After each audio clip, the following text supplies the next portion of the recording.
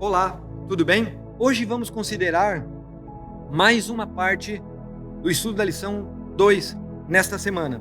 Ontem estudamos sobre o fruto proibido e hoje vamos estudar um título bastante interessante, de certa forma até curioso: Escondendo-se de Deus. Interessante, amigo, irmão. Quando nós somos crianças, isso refresca a nossa mente, né?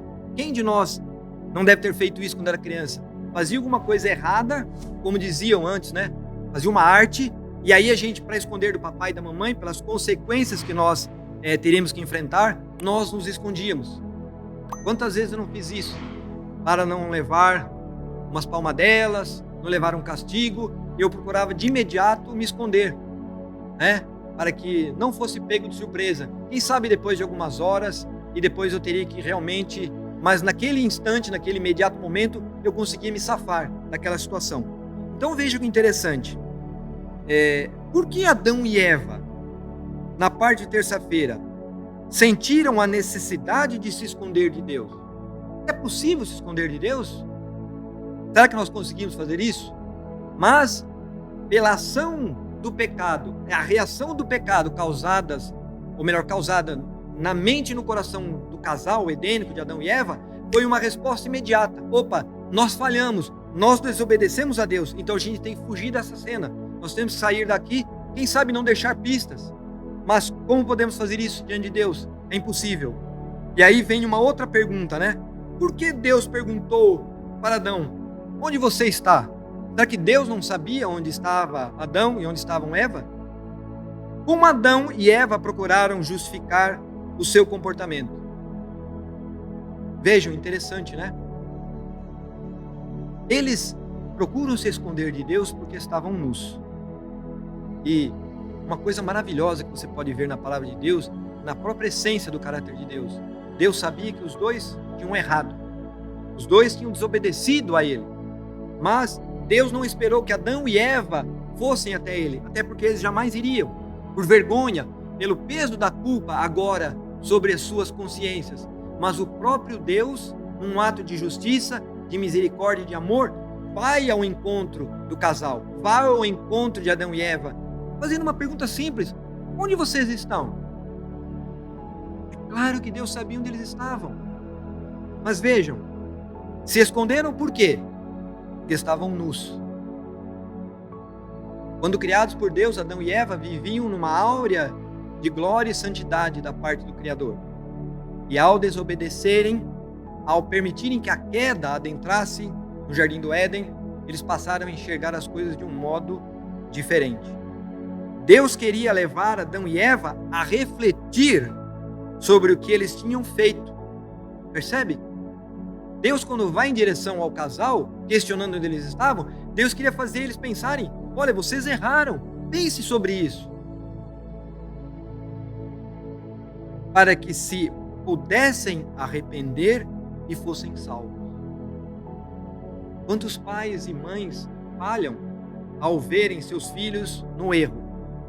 Muitas vezes são duros, são ríspidos, cheios de ira, como se nunca tivessem errado.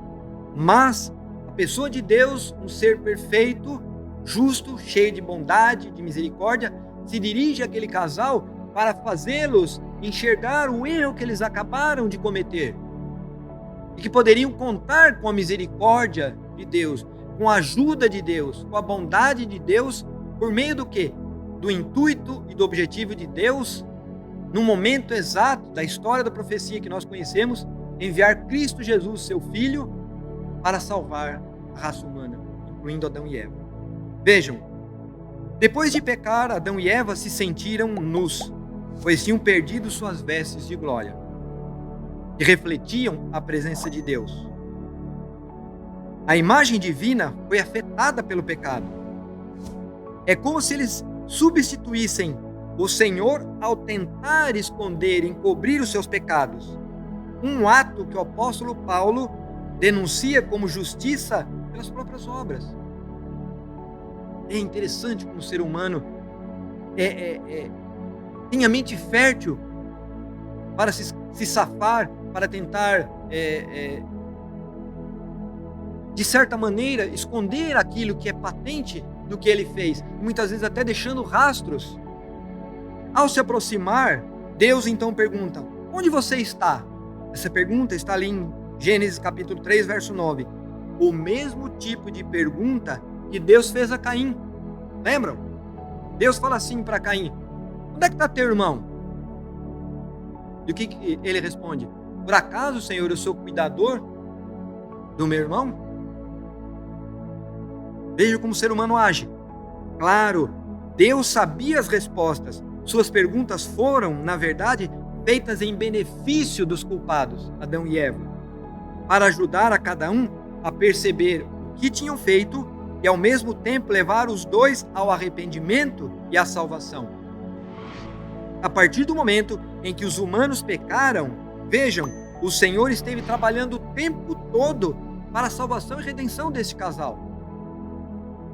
Nós temos que ter em consciência, como Paulo escreveu lá em Gálatas 6, capítulo 6, verso 1. Se você que é um homem de Deus, uma mulher de Deus, se você surpreender uma irmã ou um irmão em erro, você que é espiritual, se achegue a ele, não acusando, condenando, não, mas você com amor, um coração de compaixão, de misericórdia, de amor e de respeito pelo seu irmão, pela sua irmã, você deve fazer o quê? Tomar este irmão, esta irmã, acolher junto de você e reconduzi-lo no caminho que ele até então trilhava. E tomar cuidado, meu irmão e minha irmã, e meu amigo, minha amiga, para você também não errar.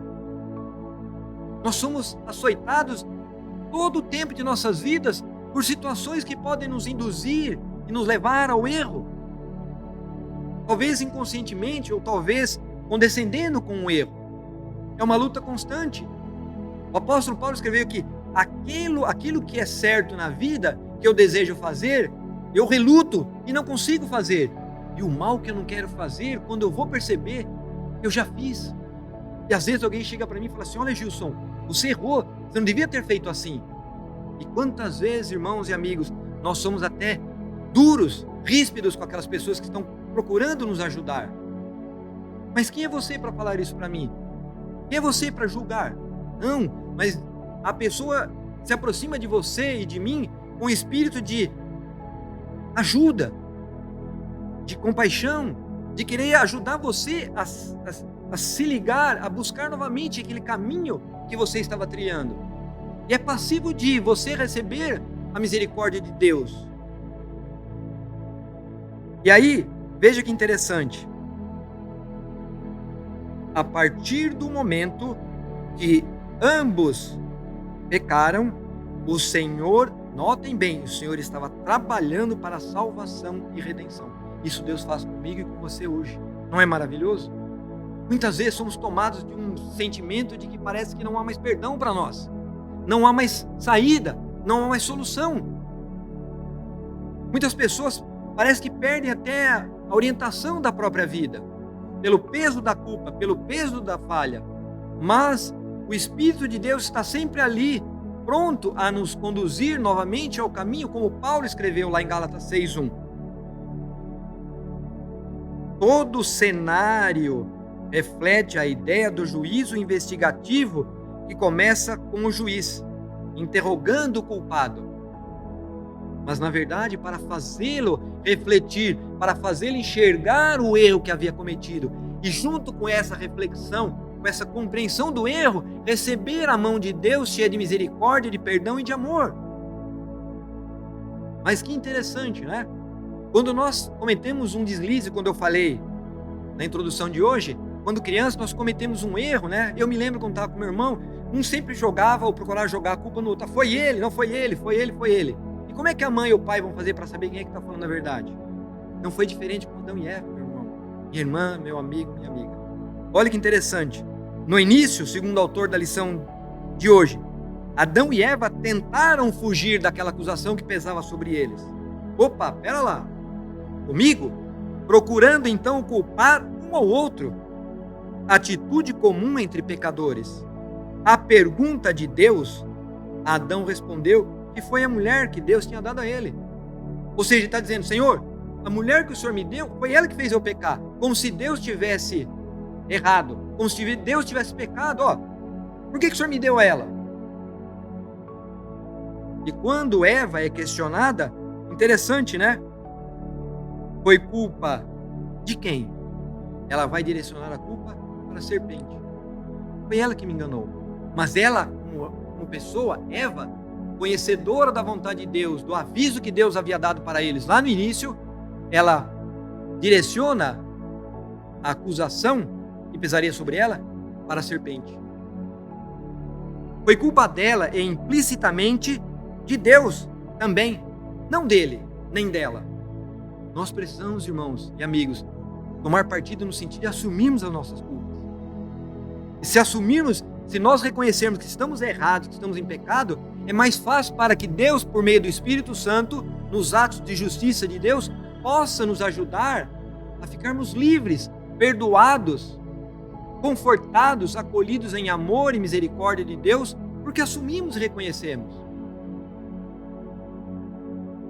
Isto é um ponto que deve ser pensado e trabalhado em nossa mente, dia a dia, e não direcionar a culpa ou a responsabilidade para outros, quando você ou eu somos os verdadeiros culpados.